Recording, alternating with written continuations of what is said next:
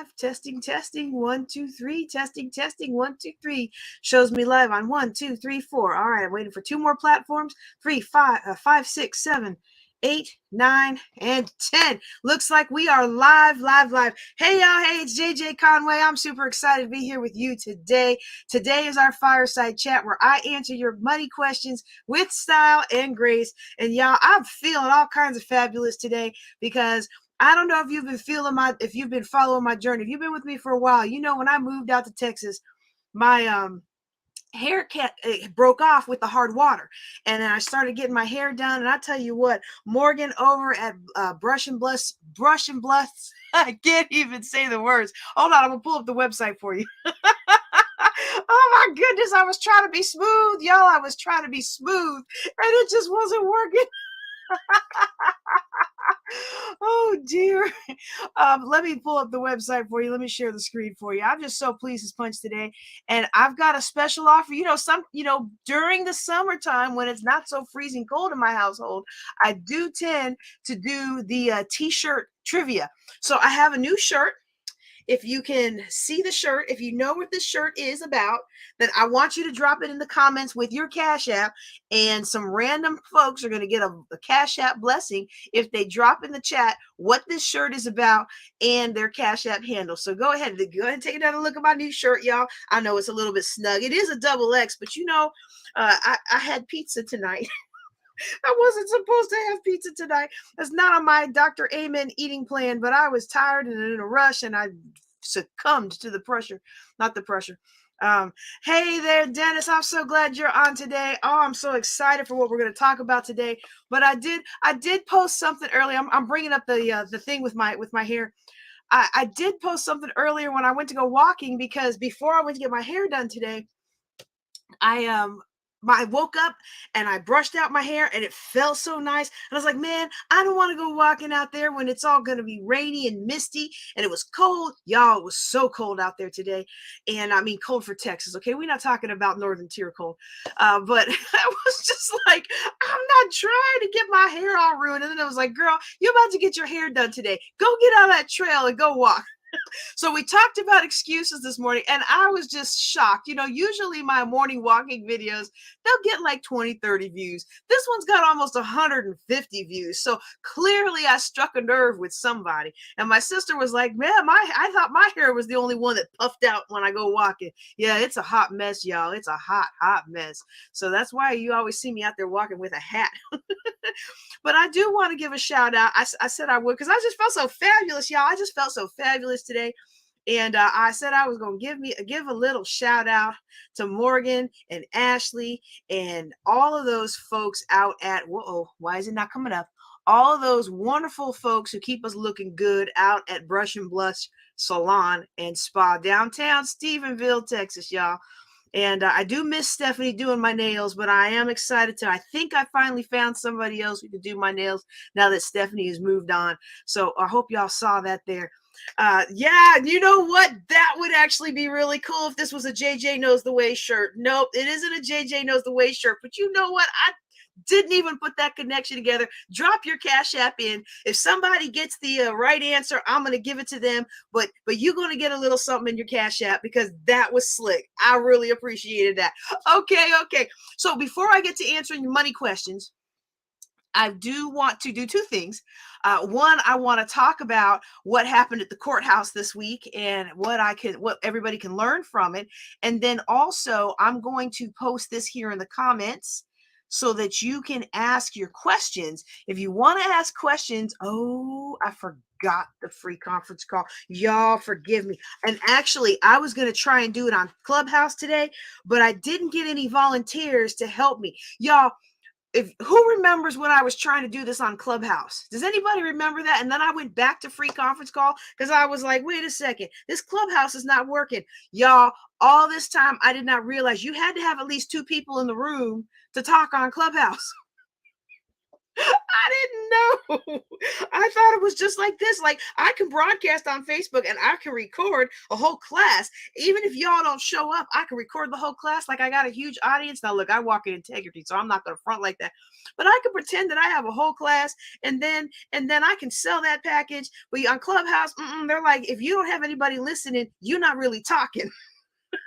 Or at least the Android version of it. So hold on a second. Let me roll in the free conference call, folks, real quick. And let me pull up the dashboard for free conference call, because that's one of the ways that you can ask your questions today is you can go into the dashboard, star and my pin. There we go. It's showing oh, I'm the only person. Oh, there's somebody. Hey, oh, I'm so glad you are there, that you didn't give up on me. Thank you, thank you, thank you. If you are on the free conference call, I appreciate you. I'm gonna try to do better about that. But if you know Clubhouse and you are willing to donate about 30 minutes of your time to help walk me through it or even help me host the room, I would be appreciative of that, because I need to learn new things. I'm always challenging myself to grow. And this is a platform that, I notice that people who are on there, whose rooms I follow, they are also broadcasting through other channels and other media, but it's still there. And I'm like, if it's there and it doesn't cost me anything to use it, then I should use it, right? Okay, so I'm gonna post the how to get you in here. Let's see. You can ask your questions by posting a comment. You can fill out the anonymous form, save. And let's see if that shows. Okay, yeah, there we go. You can fill out the anonymous form at askjjc.com. Okay, it's a Google form. It's anonymous. You can ask your questions. Or if you are on free conference call, you can dial *6, and then some carriers will ask you to dial 1, and that way I will know that you have a question, and then I can pause and answer that question. Now, I probably won't pause, and just so you know, I don't pause in the middle of a point. And sometimes, I'll be honest, sometimes my points, they kind of go a little long. So if I keep talking, don't feel like I'm ignoring you. Um, I'm probably just finishing my point. Okay. And then I'll come back to you. But if I move on to the next point, then interrupt or jump back in or post another comment because maybe I didn't see it. There's some platforms, we're broadcasting to a bunch of platforms today. There's some platforms that don't actually let me see the comments. So on some platforms, I'll see the comment whether you give StreamYard permission or not. But on other platforms, if you don't give StreamYard permissions to let StreamYard see your comment, StreamYard will not show me your comment. And there have been many times we finished this broadcast and people have had questions and I didn't answer them because I never saw them. So if you have a question that's not coming through, either give StreamYard your permissions or go to the form at askjjc.com. I'll do those questions at the end. All right. Now, if you are listening to this as part of the Building Wealth Together podcast, then I encourage you to come every Thursday night. We have some form of teaching. We have every first Thursday, we have Fireside Chat where I answer any questions you have about money and business. Then we have on every second Thursday night, we have our 7-figure business building where we equip you with tools to build multiple streams of income so that you can achieve 7 figures in a passive capacity. Like that's where we're all marching towards. Don't nobody want to be working themselves to the death. And we want to be able to build wealth and have more control over our lives, have more freedom and flexibility over our lives. And the freedom and flexibility comes by putting your money to work for you, by taking what you've earned, putting it into multiple streams of income that come over and over and over, whether you work them or not or don't. Okay. So that's the kind of thing that we do on every second Thursday.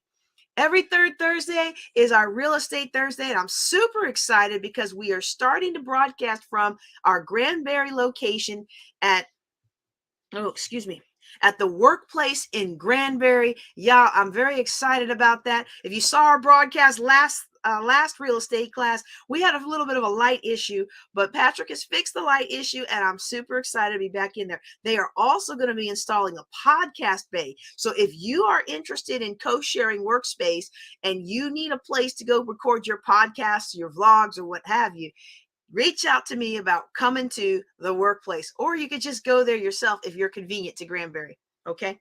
Let's see. What else? What else? What else? What else? What else? Oh, yeah. Every fourth Thursday is our Empowered Entrepreneur. And that is when we look at not just how do you make the money you want to make and how do you attract the wealth into your life. We look at who you have to be in order to have what you want. See, a lot of times we want wealth and we want this and we want that, but we are not the person that can manage well that. We are not the person who would be a good steward of that. We are not the person who attracts that into our life.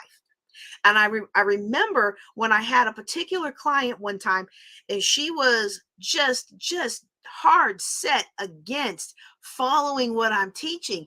And she was like, nobody cares about me. No one's going to help me. No one wants to be on my side. I need help. I can't do it alone. And I'm like, I know you can't do it alone, but you won't follow the steps I gave you. And the sad part about it was this lady paid me $500 to help her. This was back when my time was a lot cheaper than it is now. She paid me $500 to help her and then refused to follow the steps because in her mind, it wasn't concrete. It wasn't read a step, do a step, get a banana. But the thing was, what I was trying to teach her was how to be the kind of person that attracted people into their lives that want to help them, how to be the kind of person that others opened up doors for. See, that's different than just making money. Any of us can work hard and make money. Any of us can learn a skill that allows us to make money. Even if you're on now I want to be careful how I say this because I understand some of us who are on disability and things like that. We don't, we're afraid of the system. The system artificially hinders us from making what we might have the capacity for. And some of us have very real issues that keep us from making maybe what someone else with full health can make. Is that fair to say? And so I don't ever want to imply that disabilities aren't real or that struggles aren't real, because I have some myself. You just can't see them, right? But the VA thought they were so worthwhile that I didn't even have to go back over and over and over and over. They said, oh my goodness, look at this file. Yeah, she's done. She's toast. Okay. And so, people always asking me to apply for a real job. I'm still not convinced that that's my lane. I don't think that's my lane anymore. No, but seriously, let me check these comments. Okay. Let's do this here. Okay. I don't see, what do you mean no sound?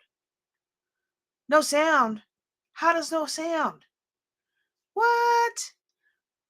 All right, give me a like or a love. Well, there's already a love there. Give me a like or a wow face or something like that if you can hear me. If y'all can hear me, give me something that's not already, because there's already a heart up there. There's already hearts up there. I need some likes. I need some wows. I need some, you can give me an angry face if you want to. I just need something that's not a heart so I know y'all can hear me. He's still saying no sound. Huh. Okay. Can anyone else hear me? Let me type this in the comments. Otherwise, it's going to be a real short broadcast. The sound is off. I don't understand. Let me check my sound settings. Audio. It's telling me that my audio is on. So,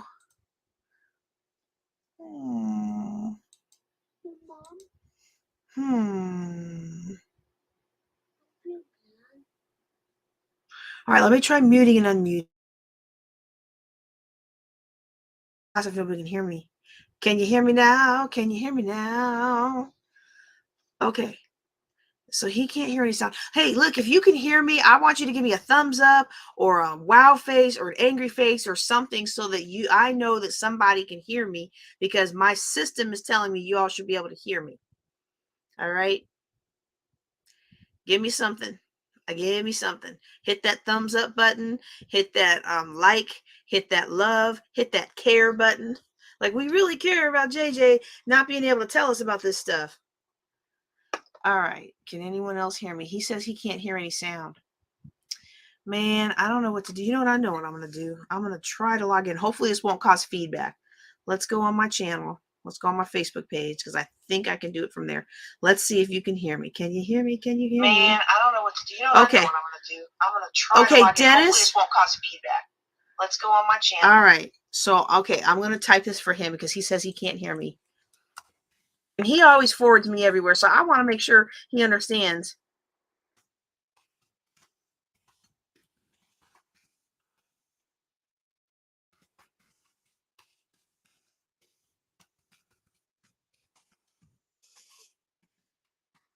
Okay. All right. So, okay. Well, I'm hopeful. It sounds like y'all can hear me. I'm hopeful that you can hear.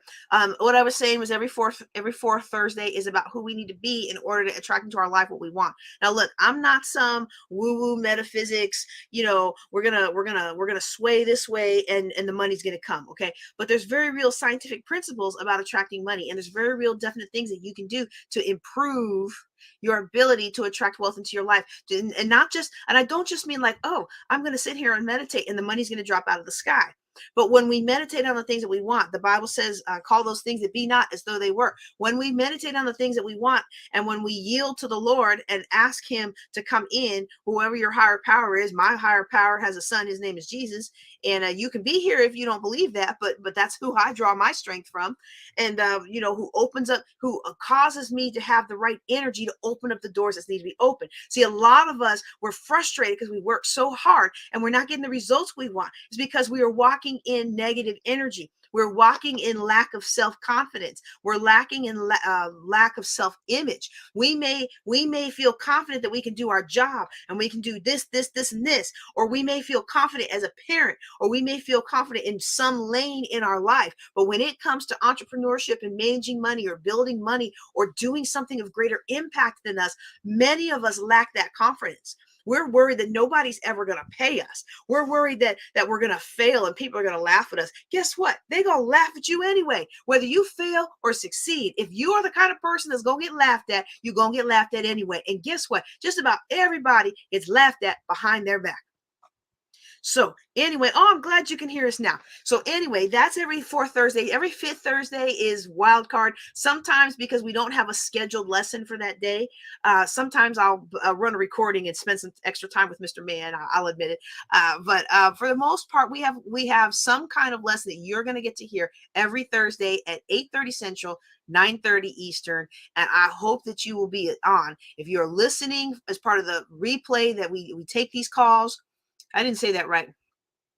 If you're listening as part of the rebroadcast, because we take these calls, we chop them up and we port them out as the Building Wealth Together podcast, then you want to ask your questions live, you can ask your questions live. Okay.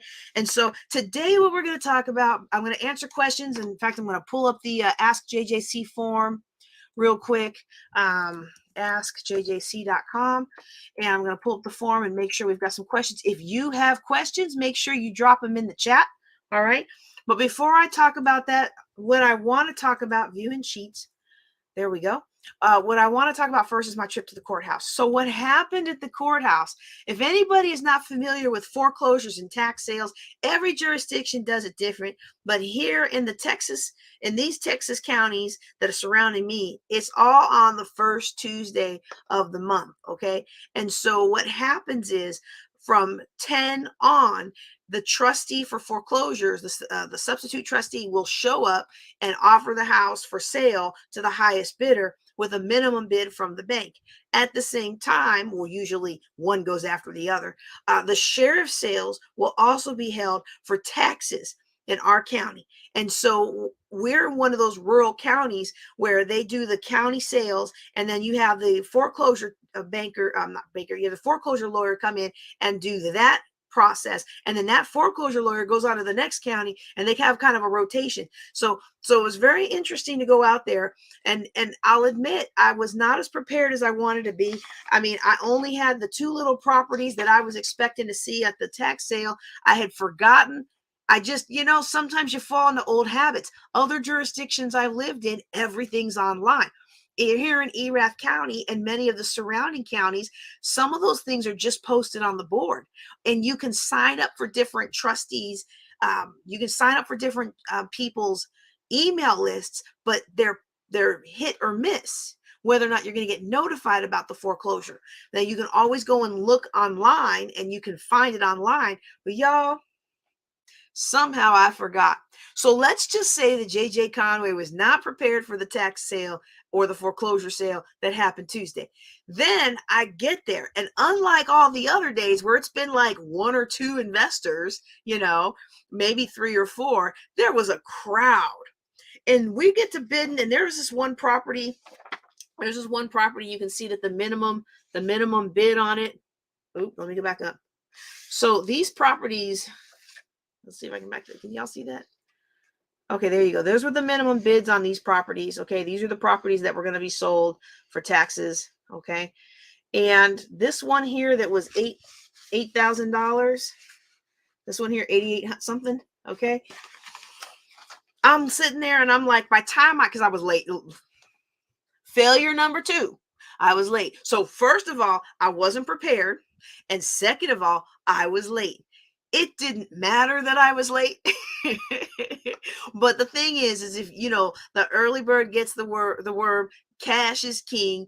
And when it comes to real estate, you have got to be about your father's business, right? And you've got to be diligent with your business. The Bible says, look well to the state of your flocks, so you have enough milk to feed your family, right? That's back in the old agricultural days where people had other businesses, but the sustenance of their family was through their livestock. It's the same when it comes to real estate. You have to look well to what's going on in your business, because you can't call it a business if you're not going to run it like a business. And I tell you what, this Tuesday, JJ Conway was not running her business like a business. Now, I'm going to pause on that to just kind of talk a little bit about why JJ Conway was not on her business. Can we just talk about that a little bit? If you don't like mushy gushy stuff, give me about 5 minutes to come back. All right. But make sure you come back. Okay. So what happened with me, some of you may have heard, we got rear-ended during our spring break trip, and it kind of ruined my half of the spring break trip. So the first half of the spring break trip, I had John Maxwell conference. The family was out going to Disney and Universal. And the second half of the trip, mama was going to get to have some fun. We were going to start off by going to the beach. Well, we were about 10, 12 minutes away from the beach. And this girl's not looking at the traffic. She's looking down at her phone. Told the cop she was looking down at her phone. I'm so glad she was honest. Her mama wanted her to lie. What a shame. Her mama wanted her to lie. And it was funny because dad came, and then dad came. Oh, you know what? I'll tell that story some other time. But the thing was, we had this car accident, and it really kind of ruined our spring break trip. And then I was dizzy and nauseous for a week. I couldn't eat anything. I lost 6 pounds, and I was like, oh, this is great. And I just need to keep being sick. No, I'm joking. I'm not real. I didn't really feel that way. If anybody knows me, I do not like to be sick. I do not like to be sick. I do not like to be down. I have stuff to do. I got too much to do to lay around nauseous and dizzy. And so after a week of this, I call up the doctor and I'm like, I am still nauseous and dizzy and I don't know what to do. And they're like, ER. So I go to the ER and they're like, yeah, you had a whiplash and you had a mild concussion and you had this and you had that. And I had already had a really bad car accident that ended my military career. And when I was talking to the cop about how I wanted to make sure that we got everything on paper, because the car accident at the end of my career wiped out my savings, even though I had good health care and even though I had a lawyer who was helping to get things medically together, it still costs a lot when you have medical issues. You have to address them and then get reimbursed. And I didn't get reimbursed for everything. And so I didn't want that to happen again. For one, I hadn't built up, that was a 12-month savings account. I still don't have a 12-month savings account. I'm working on it, but I still don't have a 12-month savings account, So I'm like, hey, I practice what I preach. I'm trying to work on that and get that back up to where I want it to be. But I did not want this accident from some girl who's too busy looking at her phone to look up and pay attention to traffic. I did not want that to happen again. And so I'm telling this guy about it, and the mom is over there laughing. Ooh, she's over there laughing. And I was like, this is not funny. Something like this ended my career. And now it's happened again. And so what happened for me then is, because I don't know if you've ever been in this situation. I was in this situation where I felt like this keeps happening to me. I wasn't even driving this time. And the person who was driving, my husband, he wasn't hurt at all. And we had just bought that car. Y'all know we just bought that car. We ordered a new one for me. We bought a used RAV for my son to be his first car. And we had just bought it. It was low mileage, only 47,000 miles. It had a V6. Y'all, they don't make the RAV with a V6 anymore. And I was just so,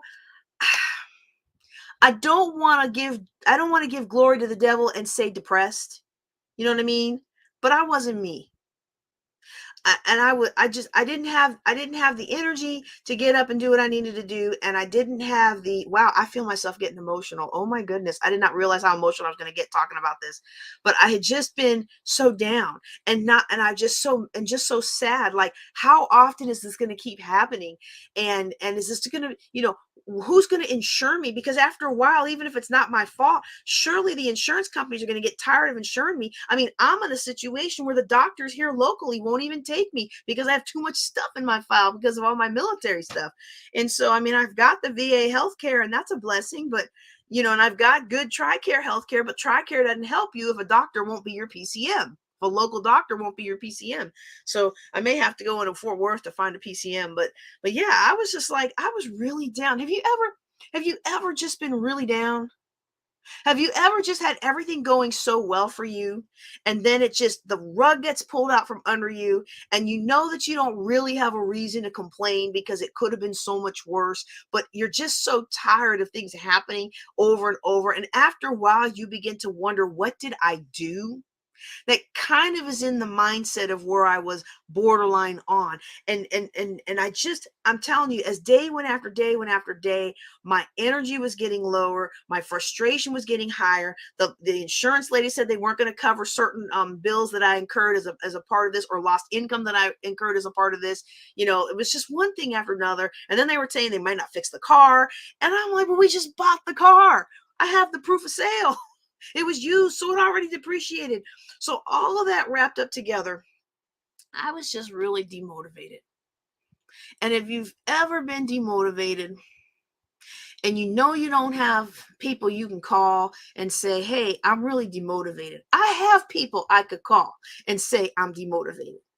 But those people were all experiencing major trauma. One lost her father. One lost her mother. One lost their stepdad. I mean, like, everybody was losing somebody these last 3 weeks. And it was like every day another friend of mine, I guess we're all at that age now, another friend of mine was losing somebody. So I didn't want to be the one to be like, I'm sorry you lost your mom, but I need you to hear me cry about the fact that I got rear-ended.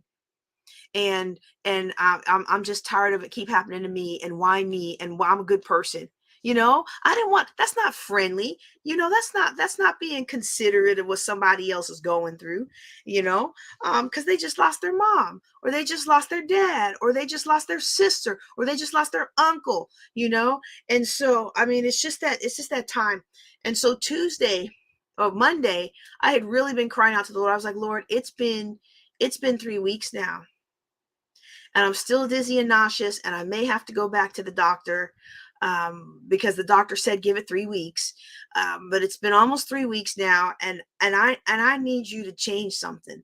I need you to give me strength to pick myself up off the floor. Wow, I was not going to go into all this today. I hope somebody needs to hear this, and that I'm not just talking to talk today. But I got into prayer, and I was like, I couldn't even focus on prayer and Bible study. Y'all, I love the Lord, and y'all can tell when I teach my Bible studies how much I love teaching Bible study. But for me to do my own personal study, I was having so much trouble doing my own personal study, because all that kept coming back to is, why did this happen again to me? I was supposed to go visit the bishop's anniversary. I was supposed to go then Bishop Edwards came home from the hospital, and I was going to go visit my friend and help take care of Bishop Edwards. And I had all these intentions, and then this happens, you know what I'm saying? And so, I don't know if you've ever been through that, but I just want you to know, if you've been through that, it doesn't mean you don't have faith, and it doesn't mean you don't love God, and it doesn't mean so that you're a horrible person. It means you're normal and human. And I laid my normal and human self out before the Lord of hosts and said, I need you to help me. I need you to help me through this, because I can barely keep my eyes open without crying. I can barely put one foot in front of the other. I can barely slap a smile on my face so my little one won't be feeling like, Mom, why are you so sad? It's my job to cheer you up, which is not his job to cheer me up. But I've got one of those that feels like it's his job to cheer people up. And even though it's not his responsibility to cheer other people up, we're all responsible for our own happiness. That's a burden I don't want my 7-year-old to carry. And so I was like, Lord, I need you to help me. And so Tuesday, when I got up, and I didn't feel like doing anything, and I didn't feel like going walking, the Spirit said, do some Pilates, because you're fasting anyway. You don't need to go walk and have your blood sugar get so low. because you're fasting. And I finished my course of medication from the car accident, so I was going back to the fast, the Tuesday fast. And I said, okay, that's the spirit. So I did that, and then I felt the spirit say, this has been on your calendar. You already did research on the properties. Go, just go. And then just the sadness and the other stuff just kind of took over, and I wasn't going to go because I didn't want to be late. Look, I know you're going to laugh at me for this, but sometimes I feel like when I mess up and I feel like I'm reinforcing stereotypes, and there's any stereotypes I don't want to reinforce. I don't want to reinforce the black people always late stereotype, you know?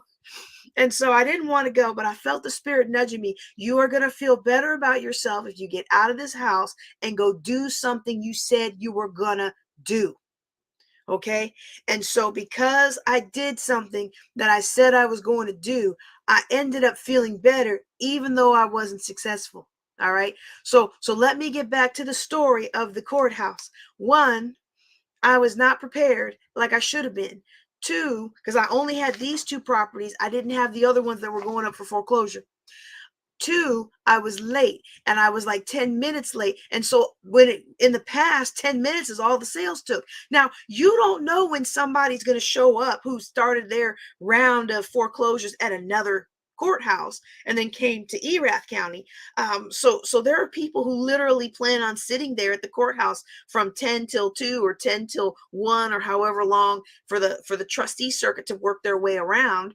One guy told me the latest that he's seen them come is like 4 o'clock, and I'm like, I'm pretty sure there was rules. I forgot to look it up before we started talking. I was like, I'm pretty sure there's rules. They have to be done by like 2 or 3 o'clock, you know.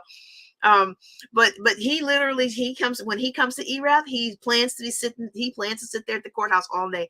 And so normally if you're 10 minutes late, everything's done, right? Well, this time people were bidding. When I walked in there, people were bidding over that property that was $8,800. They were bidding in the 30s. And I was like, in the 30s? That there's no way anybody should pay more than 20 for this property. And then it still, looked like a fire or some other kind of damage. And I was like, it's going to be like $50,000 worth of work to even make it usable. And this is not in Stephenville. It's south of Stephenville in Dublin. And I was just like, this is not making any sense. And so I start talking to this investor over here, and I start talking to that investor over there. And I'm like, what is going on? What am I missing here? And they're like, I don't know. These people must not know what value is, because there's no room in this deal anymore. And so that made me feel better, right? Like that did make me feel better. Like, okay, my analysis was spot on, because I'm still learning this market, Well, it turned out that the bidding war was between a group of investors from San Antonio and neighbors to the property. And the neighbors wanted that property at all costs. And the group from San Antonio, the main guy who was bidding, he is some kind of real estate instructor, kind of like I am. But he brought a group with him up from San Antonio, and they were bidding. And when he stopped bidding, they started jumping in. So it was like all of them were getting in on, because they were all catching the fever. You ever been to an auction? You just want to win. You just want to win. And so they were trying to win. And they finally, I guess the guy had the good sense to let the neighbor have it, And I don't know, that a couple that looked like there were 2 or 3 neighbors, and I wouldn't be surprised if they colluded together to be like, look, we're gonna help you get this. You're gonna get this. But I was like, you can't compete against that, And when you have somebody coming in from out of market, if they have more money to spend, or if the property values in their markets are way more expensive, then they don't think anything of paying $40,000 for a $20,000 plot of land, with a burnt down house on it, right? And so I got outbid, and I felt like this was a fail, but it was actually a blessing in the spirit. And so I know this is a secular broadcast, and I know my podcast that this will be reposted on is a secular podcast, but it's a real spiritual principle. Whether you are of my faith or not, God's spiritual principles apply to you whether you believe in him or don't, right? And so it's a spiritual principle that applies to every living being in this universe, that when you take action and you move forward, that movement of energy, it changes things. And what it began to do for me then is it began to change how I felt. I got validation of my analysis in a new market. I was able to talk with different investors, and I learned a lot more about this market and how to work around it, both from the substitute trustee that showed up to do the one foreclosure and the other investors who were waiting for the next foreclosure. And so it was very, very educational. I am going to share those thoughts on another session when we talk about real estate. Okay. So we're doing, I think next week, 2 weeks from now, is Driving for Dollars. I think that's Driving for Dollars 101. And we'll talk a little bit about the sales, because, there's some secrets that can help you if you go to the courthouse sales. But we're going to weave that into our Thursday classes. And when we do our in-person intensives, if you know that you want to dig into these lessons that are more detailed than I really want to give on a public broadcast, then make sure you jump into it. All of our in-person classes that follow on from these Thursday night classes, they're only $20.23. Okay. So 2023 gets you, what was our conference this week? Wealthy Me in 23, $20.23. Okay. We're not doing that today because I'm not selling anything in today, but I'm just letting you know it's coming. We're going to do a whole series on at the courthouse, and I'm going to drop all of this details, like how do you pay for something with certified funds when you don't know how much it's going to cost? You don't know what you're going to bid. I'm going to show you some tips and tricks on how to do that. Okay. And the other thing that I wanted to talk to you about with that, with the foreclosure sales, is what do you do if you're in foreclosure? So I had somebody write in about what do I do if I'm in foreclosure? Now, this particular person, it was too late to help them. Okay. Because what happens to a lot of us that are facing foreclosure, we don't pay attention to it until 2 days before the sale. Right. And then by then, depending on the market you're in, you owe $10,000, $20,000. I'm going to have a hard time as a financial coach, financial planner, foreclosure consultant. I'm gonna have a real hard time keeping you in your house and coming up with $20,000 that keeps you in your house. Because if I can get an investor to drop $20,000 on your house, they don't want you to still be in it. Okay. And so then I thought, okay, well, since she asked this question, let's talk about what you can do when you're in foreclosure. And the very first thing that I'm going to talk to you about is the pre-foreclosure stage. So there's 3 stages of foreclosure. Okay. There's the pre-foreclosure stage. There's the cash auction sale to foreclose. Okay. Foreclose is forcing you to call the loan due, forcing the sale of the house so that you can pay off the loan. I said call the loan due, that I misspoke. The foreclosure is forcing the sale of the property to satisfy the debts. Okay. The third phase is after the foreclosure, real estate owned. And if you are a homeowner who's facing foreclosure, you need to worry about that phase too. And I'm going to explain why in a second. But the biggest place where you can have the most impact on your future and actually be able to do what you feel like you want to do with your life and your property is in the pre-foreclosure stage. And I'm going to tell you, the minute you feel like you're not going to be able to make your house note, well, I hope you will call me. Don't wait 2 or 3 or 4 or 5 months and you've already missed so many payments. Okay. So what traditionally happens is the minute somebody misses a payment, the bank is going to reach out to you. And guess what? The bank is going to put you on a list of people who missed a payment. And guess what you're going to get? You're going to get phone calls, and you're going to get letters, and you're going to get all these people promising that they can help you stay in your home. Don't believe the hype. Most of these people that are reaching out to you, they want to take your home. How do I know? Because as a foreclosure consultant, one of the things that I do is bridge the gap between the homeowner who wants to stay in their home and the investor who ultimately ends up buying their home if the homeowner can't get back on track. And I'm going to tell you up front, I know you're not going to like me when I say this, but most homeowners cannot get back on track. Why? Because if you couldn't pay your note this month, unless something extraordinary happens in your financial situation, you're not going to be able to pay it next month either. And what we think is it'll work out. It'll work out. I'm going to work overtime. I'm going to make extra money. I'm going to get caught up. You start taking payday loans. You start borrowing from friends. You start doing whatever these other creative ways to generate some cash so that you can try and stave this off another month, you need to engage a financial coach or financial planner on your team. Because here's the reality: in order for things to change, you have to change. And if you're facing foreclosure, it is a sign that either you have changed in a way, or the situation has changed in a way, or you got in a situation that you didn't need to be in. Okay. Sometimes we get in a situation we didn't need to be in. I've been there. As a military person, I went to Barksdale Air Force Base in 2010. They said you're going to pay $1,600 a month to live in this base housing. It's the old base housing, so we're not going to take your full BAH. My full BAH at the time was $2,100 a month. My ex-husband at the time was not paying regular child support. He would pay it or not pay it. Pay it or not pay it. I think we had about 2 years where he didn't pay. Now, he did make it up, okay? Over the last 3 years, he has made up those payments, right? But at that time, I couldn't absorb an extra $500 a month. I was $800,000 in debt, y'all.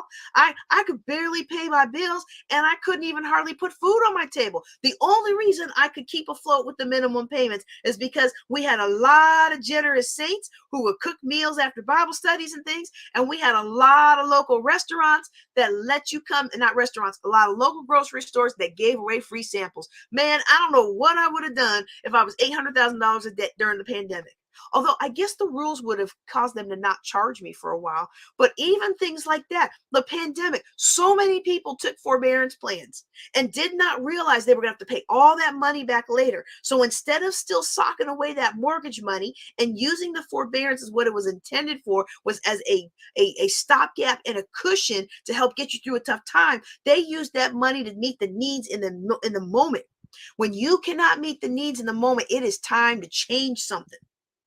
And I'm not saying it's your fault. I'm not saying it's a bad situation. When that car accident in 2017, when I couldn't or even do my military job, I couldn't do my business. It was the first time I had to give refunds in my business because I just couldn't. I was like in a constant state of brain fog and migraine. I couldn't, you ask me what this is, and I would try to say cup, but I might say phone. Like, I couldn't run a business like that. I couldn't serve clients with excellence. And that was for me, that was a loss of about $3,000 to $4,000 a month in addition to my military pay, right? That's some good stuff right there. And so for me, that was a huge hit financially. And I tried to tough it out. I tried to keep my son in his private school. And then after a while, we were like, this is not working. I was not getting better fast enough to resume and get back to my old life, and to resume and get back to my making money with my side business, and resume the things that would have allowed me to get caught up. But I understand how it feels, because you feel like next month it'll work out. Next month something will happen. So next month this will happen, or that'll work out, or I'll be able to work extra hours, or fill in the blank. But if next month comes and you still haven't been able to get it right, it is time to come talk to somebody about what your next steps are. And generally speaking, your next steps are going to be to either decrease your outgo and increase your income so you can afford it, or make your plans to move. Now, when I was in Ohio, there's an interesting thing in Ohio. In different jurisdictions are different. So this might have been the county, this might have been a state issue. I really don't know, because I wasn't all that deep into real estate back then. But when I was in Ohio, you could be in a house and not have paid it for about a year before they would foreclose on you.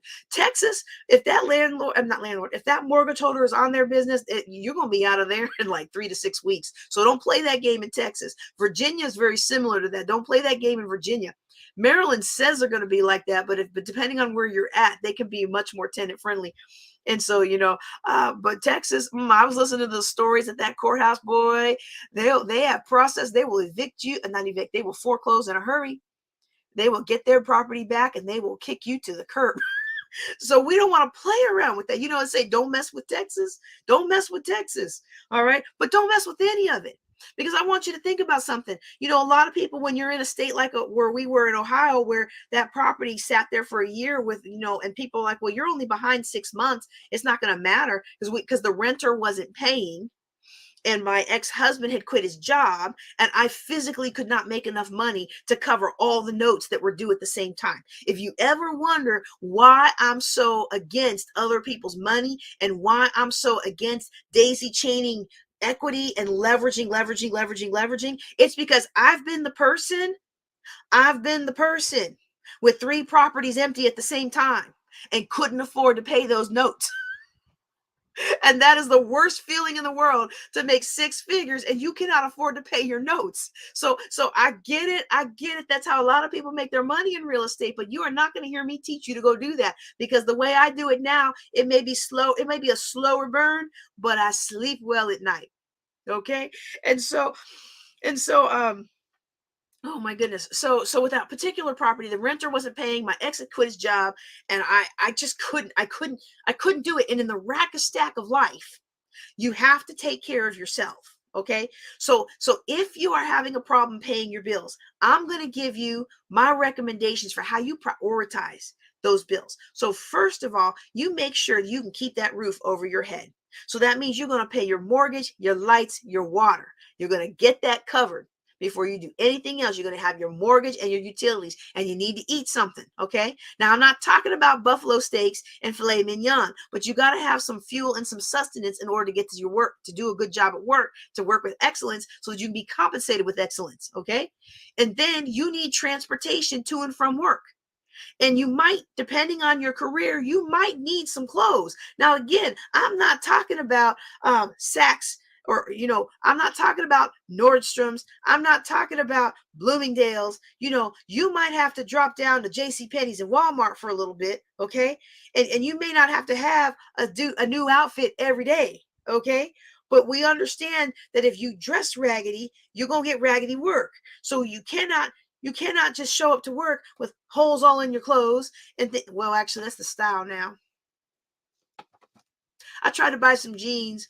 Did I tell y'all the story? This was last year. I tried to buy some jeans last year, and every pair in the store had holes in it. And I was like, well, where can I find some jeans that don't have holes in them? And the lady was like, well, man, you need to update your wardrobe, because you need to get with the new times. This is how we dress now. And I was like, that is not how I dress now. And I turned around and walked out. But for the most part, look, you have to have, we call that the 4 walls: your housing, your utilities, okay, your housing and utilities, your food, your transportation, and your basic clothing. You got to keep a roof over your head and your kid's head. You got to have a little something to eat. Don't give your mortgage money to the credit card man. That is so far down in a priority when you are facing financial trouble. Don't give your baby's lunch money to the creditor from 2 years ago, who's threatening to sue you and is calling you all kinds of nasty names to try to entice you to give them your money. You need to make sure you protect your 4 walls. You got to have a place to live, something to eat, a way to get to work, and a way to take care of to feed your family. Wait, did I already say that? You got to keep your utilities on. Okay. So please, sir, please, ma'am, when you are feeling financial distress, take care of those 4 walls first, which means if you're following that guidelines, you shouldn't be facing foreclosure. But if you cannot take care of those 4 walls, now I'm going to ask you to do something super radical, and nobody likes to do it. This is why so many good, hardworking, salt of the earth, awesome people fall into foreclosure and bankruptcy, because they do not make the decision to secure their family's financial future. When you have done all you can do and you still cannot cover your 4 walls, it is time to make a change. If you can't work anymore and make more money, if you don't have any friends who can help you fill in the gap, I don't want you taking a payday loan. I want you to change your outgo. And if that means dropping down to a smaller house, then drop down to a smaller house. If that means moving out, move out. If that means selling the car, sell the car, sell the truck, sell the boat. You want to live in the boat, or sell the boat. When I was in that property where they told me it was going to be $1,600 a month, and then they said, nope, we're going to charge you $2,100 a month. I could not afford my rent, my child care, and my tithes. Like, even just those 3 things took my entire paycheck. And so that extra $500 was a huge deal. I ended up moving out and having to pay a 1-month penalty to move out. But in the long run, I went to a bigger, not bigger, but nicer, because this house was bigger, but it had all this unusable space with rats and roaches and all this kind of stuff up in the attic, and it was just nasty. So I was like, this is on-base housing. It was huge. It was like 4,000 square feet. It was so huge, but you couldn't use most of it because it was so old and overrun, and they weren't taking good care of it. And so we moved into a pretty little 3-bedroom house, and the rent was $1,100 a month, and I was able to slowly climb out of debt.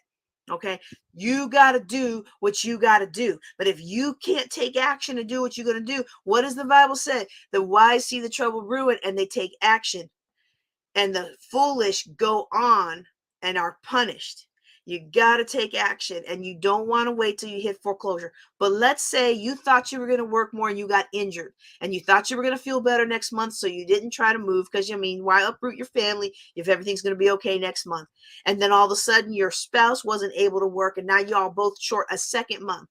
And a second month runs into a third month, and now the bank is about to sell your house. What are some things that you can do? Well, one thing that you can do is you can work with someone like me, a foreclosure consultant, who can help you work and negotiate with the bank to try to get a forbearance or to get a loan modification. So a forbearance is when they say, okay, you don't have to pay for a couple months or 1 month or 2 months or 3 months. You don't have to pay. What we'll do is we'll just give you a grace period where you don't have to pay, and then we'll require it of you later. And one of the reasons a lot of real estate people think that we're going to have issues with the post-pandemic foreclosures is because a lot of people took those forbearances without realizing that in order to bring their loan current, they were going to have to pay it all up front. So if you had $1,000 a month payment and you took the forbearance from your bank and you took it for 12 months, when you get your loan reset, the bank is going to want that $12,000. And most people who took it aren't going to have that $12,000. So what does the bank say? Oh, you poor thing. We want to help you out. We're going to roll this in. What they're not telling you is the fees and the interest rates are going to be ridiculous. Okay. So I'm not a real big fan of forbearances, but of course the banks are, and you can see why. The one that I like much better is a loan modification, especially when we're able to get the bank to modify your loan. So maybe you don't have to pay for 3 months, and instead of paying for these 3 months, they tack it on at the end. Right? It's not to start this back up, you have to pay it all at once. No, we're just going to give you a gap. You're going to take a gap couple of months, a gap quarter, right? They did that for me when I was $800,000 in debt, reeling from this divorce that I wasn't expecting to have. And it really helped me out. It really helped me get back on my feet to have a couple of months of breathing room. Okay. And so that's something that you can do. So if those measures are still not enough, and the property is going to go to foreclosure, the next thing that I might recommend is that you look at working with an investor.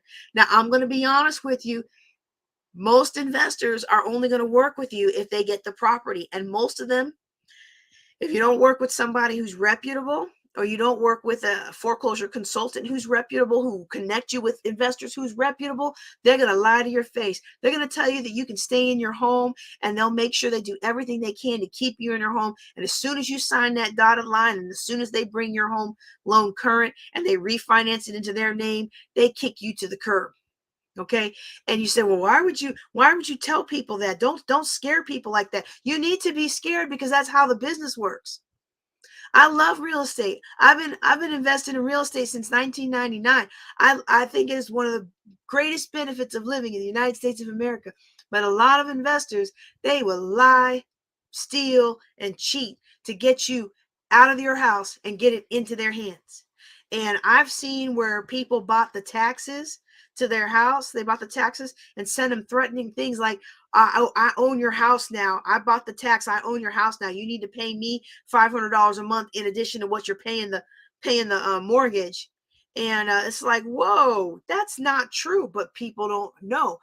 People perish for lack of knowledge. All right. So I'm giving you this knowledge to help you or somebody you know who might be facing this soon. Okay. So when you come to a foreclosure consultant like me, I'm going to try to help you work with the bank. I'm going to try and help you work your budget. I'm going to help you try and spend less and earn more. And then if it doesn't work and the bank won't work with us, then I'm going to try and connect you with an investor who may or may not keep you in your house. So if you want to stay in your house, one of the things you got to do is you got to let that investor know that you represent a good risk. See, if you're not paying your mortgage, chances are you're not going to pay rent to the investor who comes and swoops in and helps you, right? When they say that they're going to keep you in your house, what they mean is you're going to sell your house to me at the kitchen table, which I actually think is a good idea. Okay, so don't drop off before I explain the rest of this and think that I don't think it's a good idea. I think it's actually a good idea. If you're getting enough money for it, I think you should take it and run them and start your life over. But anyway, they're gonna, what they really mean is you're gonna sign this house over to me. I'm going to get it caught up so that the bank doesn't come and foreclose on it and sell it from either one of us. And then you're going to pay me rent. That's basically what they mean. Or you're going to buy the property back from me. Okay? That's how that works. And so when you get all these postcards in the mail and you get all these letters and you get these knocks on the door and these flyers left on your door and they say, stay in your home, avoid foreclosure. That's what they're talking about. And I don't think that's always a bad thing because you have already established that this is too much house for you at this point in your life. It doesn't mean that you're not ever going to have another house. It doesn't mean that you're not ever going to recover and rebuild. It just means that right now you're hitting a rough patch and you've got to do what it takes today to ensure that you have financial security tomorrow. Woo, man, I can't believe I talked almost an hour about that, but I hope that is good for somebody. And if you are listening to this as part of the Building Wealth Together podcast, I encourage you to be in the room or on the Zoom. I encourage you to join in live with us on my YouTube channel or my Facebook page, JJ Knows the Way. And by the way, nobody yet has gotten what this shirt means. Dennis made the comment that JJ knows the way, but that's not what it means. But I thought that was so funny. I'm gonna drop him a little something in his Cash App, or maybe if you're, I don't have Chime, so maybe you can do the pay, send me PayPal maybe.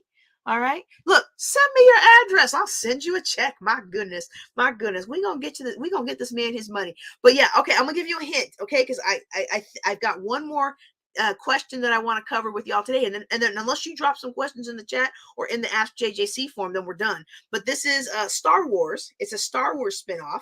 So if that gives you some help, all right, $7 to whoever can figure out what my shirt is all about. And I liked it because it's reminiscent of a cross. It's not a Christian shirt, but it's reminiscent of the cross. And Jesus is the way, the truth, and the life. Oh, I got the wrong mug today. Actually, this is a great mug. This is a great mug. If y'all are ever in Stephenville, Texas, y'all need to check out the Red Umbrella Bakery. Emily makes the most amazing things. And for my son's birthday, she made these fabulous race car cookies.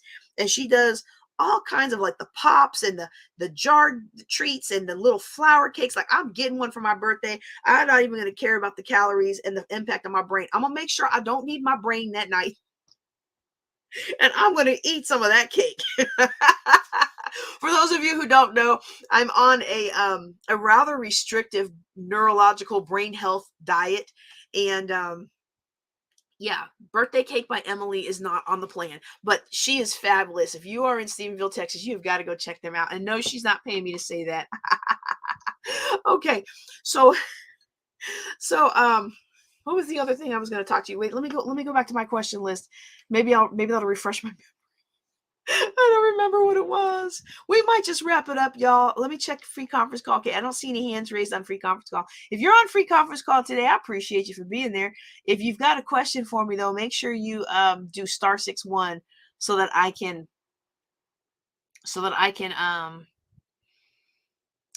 unmute you so you can ask it live. Okay, so that's what it was. Okay, somebody was like, hey, what if bankruptcy is our only way out? We had situation, and basically their company was bought out. They have no way to, so they had a franchise. Let me rephrase that, okay?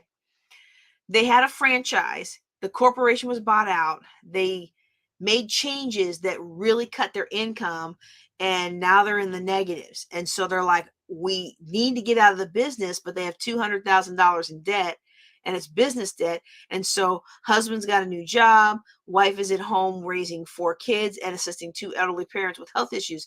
And so I really feel like when you're in a situation like this is what other people will say. Other people will say, oh, you have to go, you have to put your kids, your 4 kids and your elderly parents with somebody else to care for them so you can go make more money at a job. But what you find out when you do the analysis is a lot of times you actually don't make more money at a job. So when we're in this situation and you've got this business debt, I'm going to recommend that you protect your 4 walls. Does anybody remember what the 4 walls were? If you remember what the 4 walls are, drop it in the chat. And you know what? I might even cash app you a little something. All right. We're going to protect our 4 walls. I'm going to give you a few seconds to drop it in the chat. Okay. You want to cover your 4 walls. And if you don't have enough money after you cover your 4 walls to be able to cover whatever else needs covering, then you don't cover it. What? I can't do that. They'll sue me. I'm going to show you how to do this. Okay. I'm going to show you how to do this. All right. Let me get something I can write in on with a Sharpie. Okay. Now I'm going to make the numbers round just to make them easy. Okay. This is not realistic. I don't know too many people who live in a market where this is all they have. Okay. So I know that my numbers are not going to be realistic.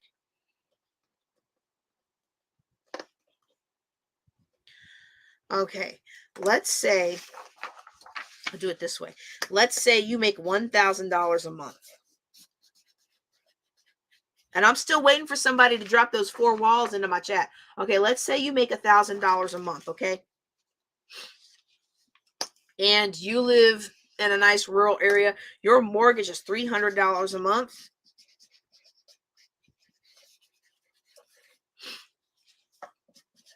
Your utilities are $100 a month. And then let's say your food and transportation, let's say you grow half your own food. So your food is $50 a month. And your basic transportation to work is $50 a month. Okay. Wow, my handwriting is horrible, y'all. My handwriting is horrible. Well, this adds up to $500, and this is what we call the 4 walls. Okay? So this is what we call the 4 walls. Okay? 500 of your $1,000 a month has already gone into making sure you have a roof over your head, basic food to eat, basic utilities. Wait, I didn't put clothes in there. You know what? Utilities is supposed to be with the mortgage. I'm so sorry, y'all. I'm so sorry. Well, we'll leave it like that. We'll leave it like some people call the 4 walls that way anyway. But I really do think you need to budget a little bit for clothing. But like if you're really strapped, then in the short term you don't have to worry about that. But let's just say 500 is basically covering your family. You are not giving anybody out of this $1,000 a month more than $500 because you need that other $500 to keep a roof over your head and food in your mouth and your family's mouths. Okay, so now you got $500 to work with. Okay, you got $500 to work with. Let's say you live in Texas, so you got a pick 'em up truck and your payment is $400 a month. Now, I know this person who asked the business question said they had $200,000 of business, but this principle applies to business as well, okay? You got a $400 a month truck payment, okay? You've got a $200 a month minimum credit card bill. Okay? You got $600 a month because you had some medical concerns and you didn't have insurance at the time. You were between jobs or whatever the reason. You have these medical bills, and we're just going to lump them all up into one big medical. Okay. I made that too much.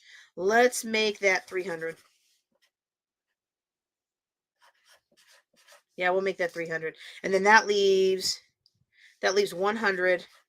That leaves 100 for let's say your pet your pet had cancer, and they remember your family, so you're gonna take care of them, right?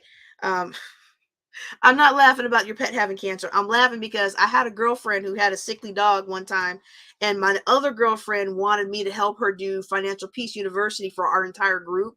Well, the other girlfriend told the one girlfriend that with the dog, you need to think about putting that dog down or giving that dog away. But somehow, in the memory of all of it, it came to JJ said, "Get rid of your dog." I was like, I didn't say it, but I wish I had, for as much flack as I got for it. But pet bills, okay? I'm just making this up on the fly, okay? So let's just say that those are your bills every month, okay? Out of this 500 that's left, you'll note that my round numbers add up to 1,000. That makes the math real easy, okay? So that $400 a month is 40%. That $200 a month is 20% of your outstanding bills. That $300 a month is 30%, and that $100 a month is 10%. Okay, you add those up and you get 100%. Okay, so what you do then is you apply the percentages to the total that you have left. So we'll get a different color. All right, so 40% of 500, okay? 40% of 500 is going to be $200 a month, okay? 20% of 500 is going to be $100 a month. 30% of 500 is going to be $150 a month. And 10% of 500 is going to be $50 a month. So if you don't have enough money to pay your bills, you're going to put them on a pro rata plan. Pro rata plan means they get their fair share after you have taken care of your four walls. Now, notice what's not in these four walls. And if you're listening on the podcast, you can't see this, but that's okay. You can hear what I'm saying, or you can go to my YouTube channel and see this, okay? What's not in these four walls, cable is not in these four walls. Internet is not these four walls. Oh, JJ, I have to have internet. I can't work without internet. You know what? I have to have internet too. But you know what? For 3 years, my internet was behind Panera Bread, Starbucks, and Whataburger. And sometimes when they were open, Shreveport Community Church. That was my internet. That was how I wrote a couple books. That was how I was able to start my business, was with other people's internet, because I did not have internet when I started my business. Okay? That you do what you got to do. This is what you got to do. All that other stuff is not what you got to do. The cheer camps, the basketball camps, the me retreat. Do I want you to take some me time? Of course I want you to take some me time. But you can take some me time on a $20 tank of, well, wait, okay. Inflation on a $30 tank of gas. You can take some me time. You don't need $1,000 me retreat. You grab you a sleeping bag and a yoga mat if you're going to sleep in the car and it's not comfy. You know, you hook it up and you car camp, or you do something to get away from everybody. But don't tell me you only got $1,000 a month and you're going to foreclose on your property because you need some me time for $1,000, for $2,000. Don't tell me that, because it's not true. What you do is you get your life together, you take care of this process, you implement this pro rata plan, and in 2 years, you go on whatever trip you want to go on because you got the money to go. All right, that's where I want you to be. So what the pro rata plan says is pro rata means fair share. So you're going to give each of these creditors their fair share, and you're going to write them a letter that says, "Dear sir, dear ma'am, here's what's happened in my life." It could be I lost a job, I had a car accident, I got divorced. Sometimes I've had one client was like, I was just really bad with money and I didn't realize it until the minimum payments became more than I could afford. That is the truth, and that is valid. So you're going to write them a letter. You're going to show them your basic budget. And you're going to say, "Sir, ma'am, as you can see, all I have left over after I cover the basic necessities of my family is $500 a month. And as you can see, I owe all of my creditors way more than $500 a month. So to be fair to everybody, I'm going to give you your fair share this month. I promise I'm going to pay you in full." You have to promise to pay in full. If you don't promise to pay in full, they're going to think you are lying and they are going to sue you, okay? And if you don't prove it with some basic budget. Now, you don't have to show them your check stubs or anything, but you need to show them your budget and your income, your basic budget. You don't have to go down to the nitty gritty, but you need to show them, look, this is where I'm at right now, and I can't pay you without going further into debt. And that's not going to help any of us. I promise I'll pay you one day. Here's what I can send. And then every single month, that's what you pay. And you send that letter every single month until you start getting things paid off. And you say, well, I can't get anything paid off like that. Oh, let me tell you what happens when you implement this plan. I'm telling you, remember how we started off earlier? And if you're listening to this on the podcast, it might be a few episodes back, depending on how long this teaching ends up being. But when I started our first Thursday Fireside Chat, I talked about how when we move in a certain energy, things change. The universe begins to change. The laws that God has put in place when he created the universe, they begin to change in response to the energy we put forward when we begin to take action and we begin to be seriously committed to our financial future. Things change. Of course, one of the first things that changes is a lot of things go wrong to try and test your resolve. It's like when you say you want to lose some weight, and then that's when everybody in the office starts bringing in donuts, and your husband finally starts buying you chocolates. My first husband, he's like, I'm not going to buy you chocolates for Thanksgiving, for Valentine's Day, because you're too fat. And then anytime I wanted to start losing weight, he would buy all the goodies. And I'd be like, you're just wanting to keep me down. I didn't know it at the time, but that's how it turned out. So I need to put some prayer on that. I didn't realize I was still feeling some kind of way about all that. But you're going to give them their fair share, and things are going to change. And you're going to do this until things begin to change, and bills are going to start dropping off. They're going to start working with you. Some of them are going to offer you five-year repayment plans. They're going to drop the interest rates and the charges. They're going to do things, but they have to see that you're committed. So a lot of those changes don't even take place until like month 2 or 3 or 4. But when they start to happen, it's going to accelerate your progress, and it's not going to take long before you dig yourself out of this hole. The problem for a lot of us is that sounds so hard to believe that we don't even believe it and we don't do it. And the other problem for a lot of us is we are creatures of impulsivity. We want what we want now, and we're afraid to miss out. And so guess what happens? Marketers prey upon that, and they know exactly how to entice us to get us out of our money. Well, so do the creditors. Because when you send that first letter, they're going to call you up and be like, you're a miserable human being. You're a poor mother, a poor father. I can't believe you call yourself a Christian. How dare you not pay me? You have to stand firm and be like, if this is all I have to work with, that is all I have to work with. And if you will do that for 3 to 4 to 5 to 6 months, you will see things start to change. And if you will write the letter with all of the elements that I just spoke, you will find that they will not sue you. Why will they not sue you? Because you're going to have record of having sent them a letter that promises you're going to pay, and you're giving them money. And there's only been one person under my charge in the last, I've been teaching this stuff since 1998 that ever got sued. And he didn't do what I told him to do with including his budget. And why didn't he do what I told him to do, including his budget? Because he had stuff in his budget that he didn't want to admit to. He had stuff in his budget that didn't need to be there. You know, when you're facing the fire, it's time to call in the nuclear option. It's not time to go and play around. It's time to scorched earth. We're not going to go out to restaurants. We're not going to go do this. We're not going to go do that. We're going to look for the cheapest way to do it, which usually isn't paying for convenience, right? We're going to look for the cheapest way to do something to get it done, and we're going to look for the best way we can to earn more money.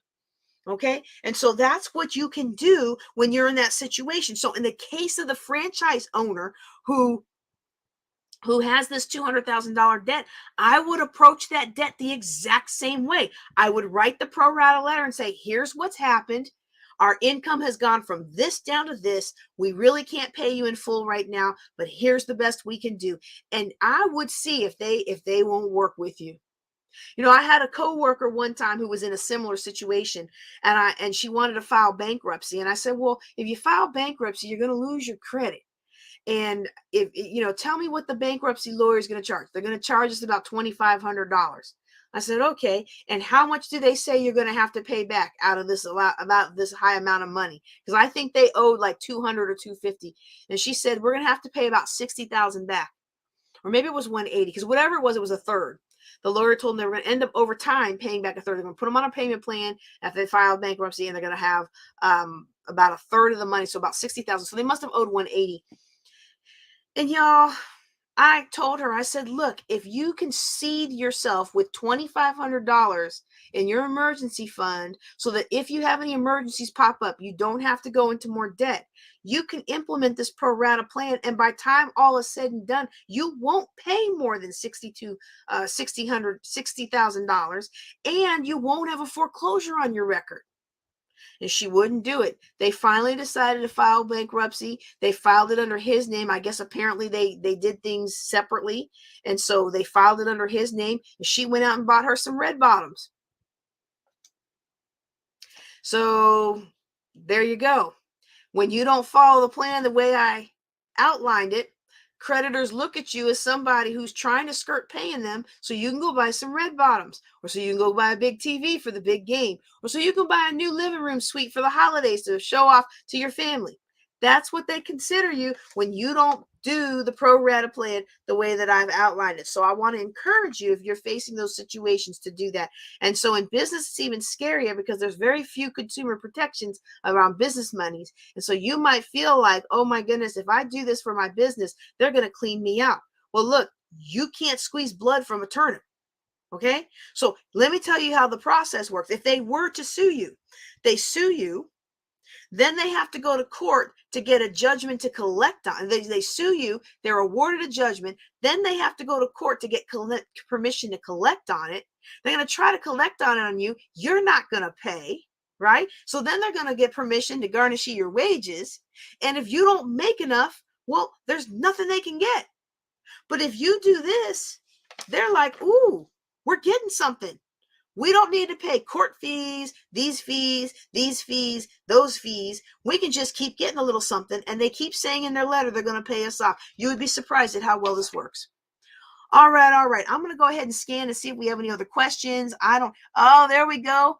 Hey, wait a second. No. You posted that after I drew it. Yeah. Well, there's been some debate on it. So some financial coaches, because we all used to say clothing. My group of financial coaches, right? We used to say clothing, but in recent years they've kind of dropped that off, and they really focus. They separate out the utilities from the house. Sometimes I put that all together, but it is separate. You could, depending on where you live.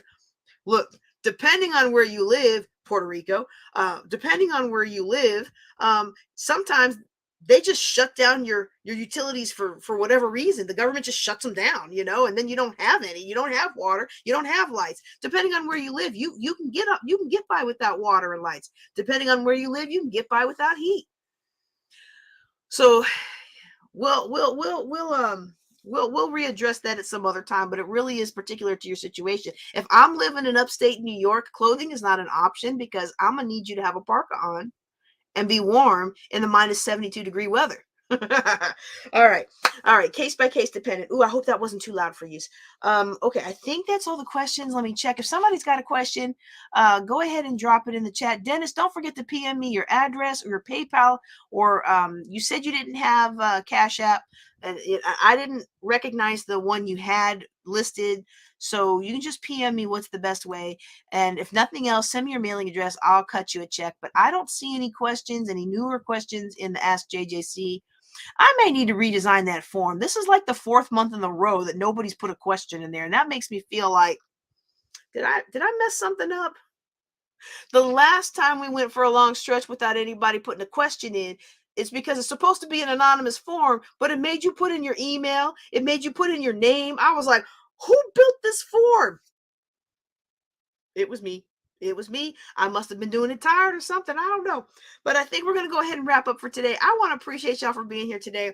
Being here with you every Thursday night, 8:30 Central, 9:30 Eastern. It really does give me life. It gives me something to look forward to, even when I've had a rough day. Although today was a pretty good day. I'm looking good, feeling good, and having fun with my little guy and my big Mr. Man.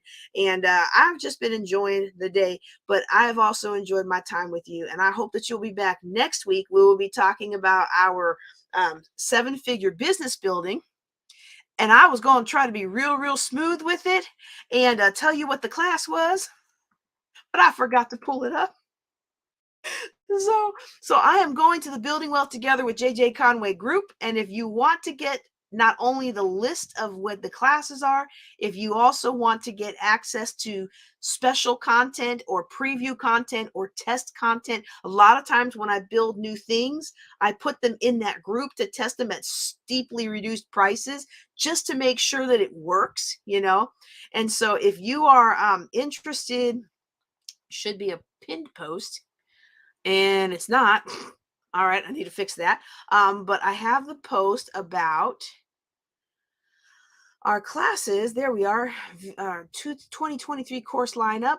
Let me pin to featured because that should have been pinned to featured a long time ago. Make it easy to find. If you go to the Building Wealth Together with JJ Conway, it's facebook.com/groups/build wealth with JJ Conway.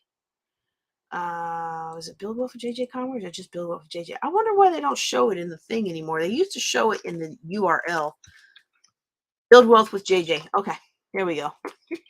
I should know it by heart. All right, so next week is 13 April. Oh, yeah, it's gonna be good.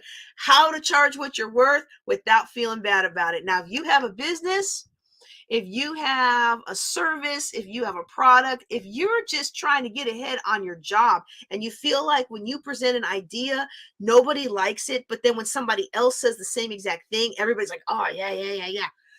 Whether you're doing this for profit or whether you're doing this to advance your ideas, you're going to want to be on next week's class. We're going to be talking about how to charge what you're worth and not feel bad about it. And that also goes into selling your ideas, even if you're not charging. Okay. So you're going to want to be on here next week, same time, same place. And if you're listening to me on the Building Wealth Together podcast, well, that training will probably turn into a Wealth Building Wednesday or a Mindset Monday. But don't you want to be live? Don't you want to come on live and ask your questions? You can do that every Thursday, 8:30 Central, 9:30 Eastern. And let me scan that. Let me check the free conference call. No hands raised. All right, y'all, nothing hurt. I'm going to go hang out with Mr. Man. Y'all have a great night and take care and be blessed.